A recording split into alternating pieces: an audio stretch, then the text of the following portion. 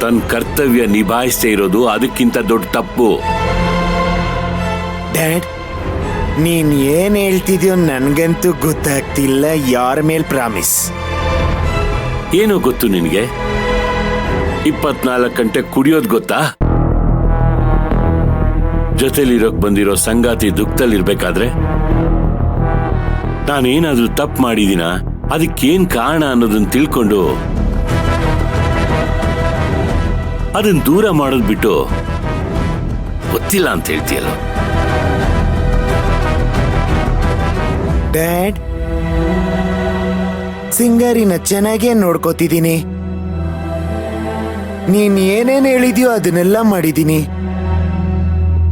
ಅವಳಿಗೆ ಫ್ರೀಡಮ್ ಕೊಟ್ಟಿದ್ದೀನಿ. ಇನ್ನು ಏನ್ ಮಾಡ್ಬೇಕು? ಮಯೂರಿ ಮುಗ್ದೆ ಕಣೋ. ತನ್ನ ಪುಟ್ಟ ಸಂಸಾರನೇ ಜಗತ್ತು ಅಂತ ತಿಳ್ಕೊಂಡು ಬದುಕ್ತಾ ಇದ್ದೋಳು. ಆದ್ರೆ ನೀನು ಗೊತ್ತಿಲ್ದೇ ಇರೋ ಈ ಪ್ರಪಂಚಕ್ಕೆ ಕರ್ಕೊಂಬಂದು ಒಂಟಿಯಾಗಿರೋದಕ್ ಬಿಟ್ರೆ ಅವಳು ಹೇಗೋ ಬದುಕ್ತಾಳೆ. ಈ ಕುಡ್ತದ ಮೇಲೆ ತೋರ್ಸೋ ಪ್ರೀತಿನ 10% ಅವಳ ಮೇಲೆ ತೋರ್ಸಿದ್ರೆ ಈ ಕಣ್ಣೀರ್ ಹಾಕೊಂಡು ದಿನ ಕಳೀತಿರ್ಲಿಲ್ಲ ಅವಳು.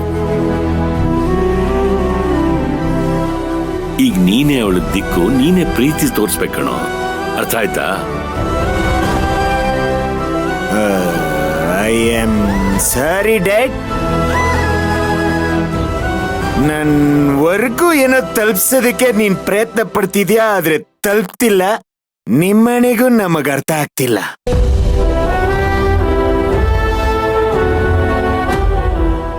ಇದ್ರ ಬಗ್ಗೆ ಬೆಳಿಗ್ಗೆ ಕೂಲಂಕುಷವಾಗಿ ಒಂದು ಟೇಬಲ್ ಮೀಟಿಂಗ್ ಅಲ್ಲಿ ಮುಂದುವರ್ಸೋಣ. ಸದ್ಯಕ್ಕೆ ನಾವು ಮಲ್ಕೋತೀವಿ. Good night. ನಾನು ಹೇಳೋದನ್ನ ಅರ್ಥ ಮಾಡ್ಕೊಳ್ಳೋ.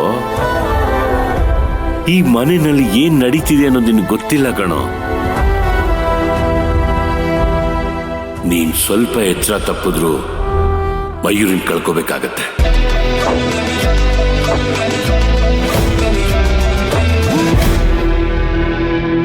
ಡ್ಯಾಡಿ, ಪ್ರೈಮ್ ಟೈಮ್ ಅಲ್ಲಿ ಕಾಮಿಡಿ ಮಾಡ್ತಿದ್ಯಲ್ಲ ನೀನು.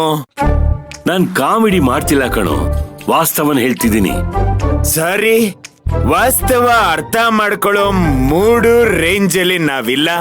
ನಾವೀಗ ಹೋಗಿ ಪಾಚ್ಕೋತೀವಿ, ನೀವು ಹೋಗಿ ಮಲ್ಕೊಳ್ಳಿ. ಗುಡ್ ನೈಟ್, ಶಬಾ ಖೇರ್, ಶುಭರಾತ್ರಿ.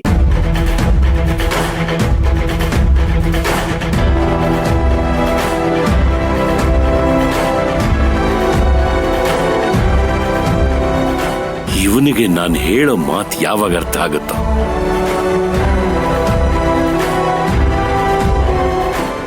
ಯಾವುದೇ ಕಾರಣಕ್ಕೂ ರಾಜೇಶ್ವರಿ ತಗೊಂಡಿರೋ ನಿರ್ಧಾರ ನಡೀದೇ ಇರ್ಲಪ್ಪ.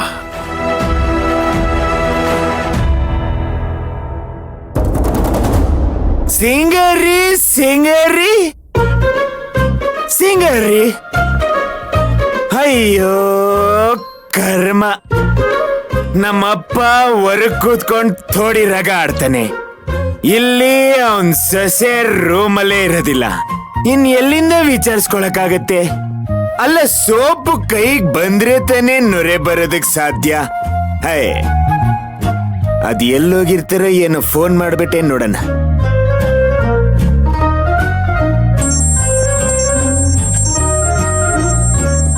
ಅಯ್ಯೋ, ಫೋನು ಇಲ್ಲೇ ಬಿಟ್ಟೋಗಿದ್ದಾರೆ. ಎಲ್ಲೋಗ್ತೀರಪ್ಪ? ಬಗರಿ, ಬನ್ನಿ ಬನ್ನಿ ಬನ್ನಿ, ಫೋನ್ ಬರ್ತಿದೆ. ಫೋನ್ ತಾಳಿ, ಫೋನ್ ತಾಳಿ. ಹಲೋ ಹಲೋ, ಹೇಗಿದ್ದೀರಾ? ನಾನ್ ನಿಮ್ ಯಜಮಾನ ಮಾತಾಡ್ತಾ ಇರೋದು. ಸರಿ ಸರಿ, ಚಿಕ್ಕ ಯಜಮಾನ್ರು, ದಯವಿಟ್ಟು ಫೋನ್ ಇಡಬೇಡಿ ಅನ್ನೋದು ನನ್ನ ವಿನಂತಿ. 1-2 ನಿಮಿಷ ನಿಮ್ ಜೊತೆ ಮಾತಾಡ್ಬೇಕಾಗಿದೆ. ಏನ್ ವಿಷಯ ಅಂತ ಹೇಳಿ. ತಾವು ಕ್ಷೇಮವೇ? ಚೆನ್ನಾಗಿದ್ದೀನಿ. ಇದನ್ನ ಕೇಳೋದಕ್ಕೆ ಈ ನಾಟಕ ಎಲ್ಲ ಬೇಕಾ? ಅಲ್ಲರಿ, ಅಷ್ಟು ಪ್ರೀತಿಯಿಂದ ಕ್ಷೇಮವಾಗಿದ್ದೀರಾ ಅಂತ ಕೇಳ್ದೆ. ಒಂದು ಬಾಯಿ ಮಾತಿಗೋಸ್ಕರನಾದ್ರೂ ಈ ಗಂಡನ್ ತರದೋನ್ಗೆ ಚೆನ್ನಾಗಿದ್ದೀರಾ ಅಂತ ಕೇಳ್ಬಾರ್ದಾ?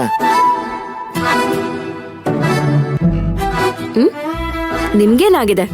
ಕಣ್ ಮುಂದೆನೆ ಗುಂಡ್ಕಲ್ ತರ ನಿಂತಿದ್ದೀರಲ್ಲ, ಅದನ್ನ ನೋಡದ್ ಮೇಲೂ ಚೆನ್ನಾಗಿದ್ದೀರಾ ಅಂತ ಕೇಳೋದಕ್ಕೆ ನನ್ಗೇನು ಹುಚ್ಚಿಡ್ದಿದ್ಯಾ? ಅಯ್ಯೋ, ನಿಮಗ್ ಹುಚ್ಚಿಡ್ದಿಲ್ಲ ಕಣ್ರಿ, ನನಗ್ ಹುಚ್ಚಿಡಿಸ್ತಿದಾರೆ. ನನ್ ಕರ್ಮ. ಓ ಸಾರಿ, ನನ್ ಕರ್ಮ. ನೀವೇ ನಿಮ್ಮ ಕಣ್ಣು ಮುಂದೆ ನಾನ್ ನಿಂತಿರೋದನ್ನ ನೋಡ್ತಿದ್ದೀರಲ್ವಾ? ಕಲ್ ಬಂಡೆ ತರನೇ ನಿಂತಿದ್ದೀನಲ್ವಾ? ಚೆನ್ನಾಗೇ ಇದ್ದೀನಲ್ವಾ? ಹಾಗೆ ನೀವು ಚೆನ್ನಾಗಿದ್ದೀರಲ್ವಾ? ನೀವು ನನ್ ಮುಂದೆ ಓ ಸಾರಿ, ಚೆನ್ನಾಗೇ ನಿಂತಿದ್ದೀರಾ.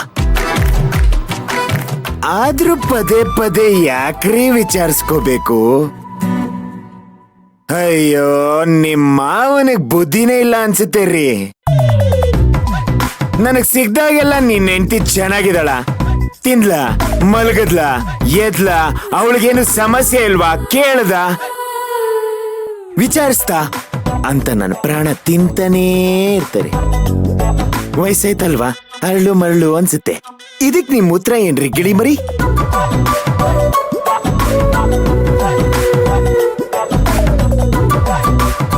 ಚಿಕ್ಕ ಯಜಮಾನ್ರು ನಿಮ್ ಹತ್ರ ಹಾಗೆಲ್ಲ ಕೇಳ್ತಿದ್ದಾರೆ ಅಂದ್ರೆ ಅದ್ರ ಹಿಂದೆ ಒಳ ಅರ್ಥ ಇದೆ ಅನ್ನೋದನ್ನ ಅರ್ಥ ಮಾಡ್ಕೊಳ್ಳಿ. ಸಿಂಗೇರಿ, ನಮಗ್ ಮೇಲಿಂದೆ ಅರ್ಥ ಆಗದ ಮೇಲೆ ಒಳಗಿಂದ ಎಲ್ಲಿಂದ ಅರ್ಥ ಆಗ್ಬೇಕು?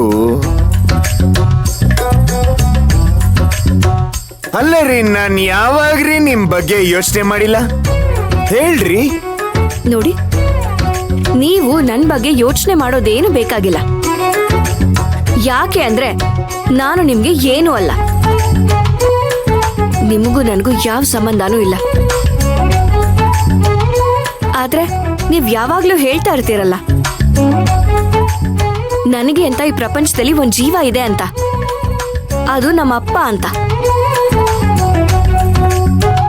ಅವ್ರ ಬಗ್ಗೆ ಯಾವತ್ತಾದ್ರೂ ಯೋಚನೆ ಮಾಡಿದ್ದೀರಾ? ಅವ್ರ ಯೋಗಕ್ಷೇಮನ ಯಾವತ್ತಾದ್ರೂ ವಿಚಾರಿಸಿದ್ದೀರಾ?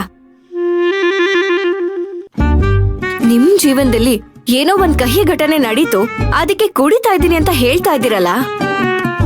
ಒಬ್ಬ ತಂದೆ ಕಣ್ಣು ಮುಂದೆನೆ ತನ್ನ ಮಗ ಕುಡ್ದು ತನ್ನ ಆರೋಗ್ಯನ ಹೀಗೆಲ್ಲ ಹಾಳು ಮಾಡ್ಕೋತಾ ಇದ್ದಾನೆ ಅಂದ್ರೆ ಅವ್ರು ಹೇಗ್ ಸಹಿಸ್ಕೋತಾರೆ ಅಂತ ನೀವ್ ಯಾವತ್ತಾದ್ರೂ ಯೋಚನೆ ಮಾಡಿದ್ದೀರಾ?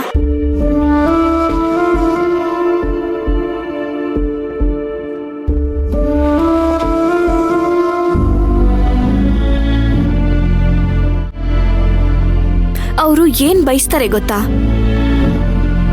ನಮ್ ಜೀವನ ಹಾಳಾದ್ರೂ ಪರವಾಗಿಲ್ಲ, ಮಕ್ಕಳ ಜೀವನ ಚೆನ್ನಾಗಿರ್ಬೇಕು ಅಂತ ಬಯಸ್ತಾರೆ.